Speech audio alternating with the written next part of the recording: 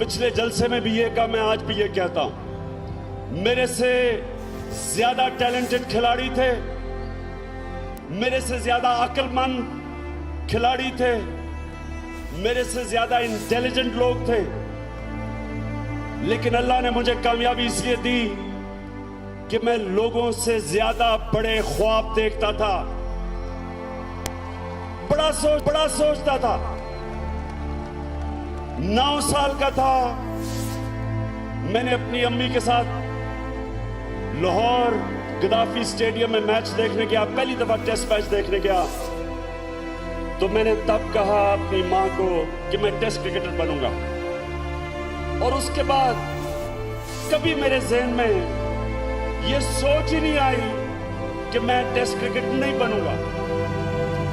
यानी कि जब मैं गया अपनी ख्वाब की तरफ तो किश्तियां जला के गया, किश्तियां जला के गया, मतलब कि मैंने कभी सोचा ही नहीं कि मैं फेल होऊंगा।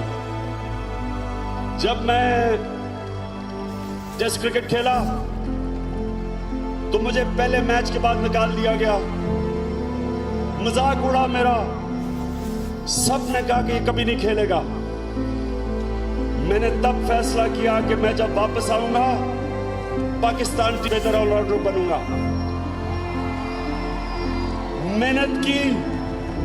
मेहनत की 4 साल लगे मुझे टीम में वापस आने पे, और मैं पाकिस्तान का बेस्ट ऑलराउंडर बना।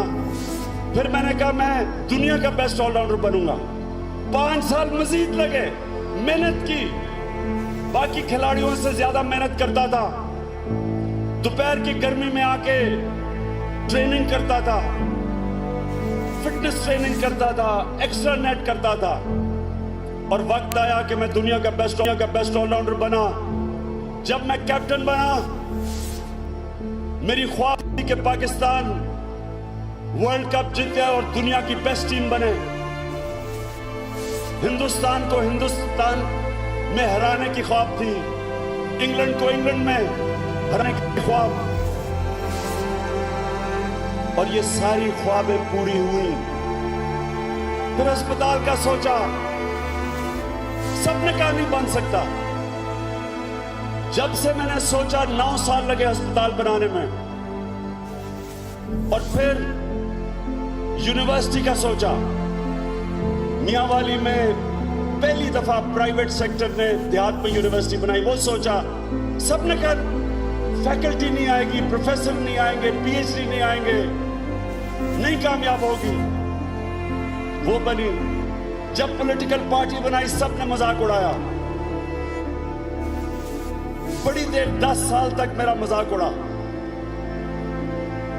आखिर में एक दिन आया जो मैं ख्वाब देखता था कि पाकिस्तान की कौम मेरी आवाज पे